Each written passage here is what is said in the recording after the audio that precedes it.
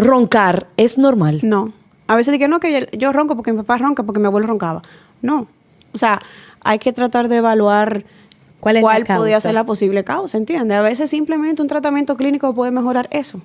Y en los niños es súper importante evaluar esto porque un niño que no duerma bien, que no tenga un sueño profundo, no crece, no tiene el mismo rendimiento durante el día para aprender.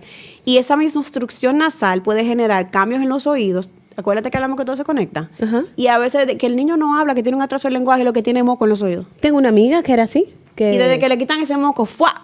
A hablar. Yo escucho que le ponen tubito a veces. Sí, en algunos casos, los pacientes que no mejoran, o sea, los niños que no mejoran con el tratamiento clínico, y también puede pasar en algunos adultos, después de un proceso gripal o algo, no mejoraron con un tratamiento clínico, todavía el moco persiste detrás del tímpano.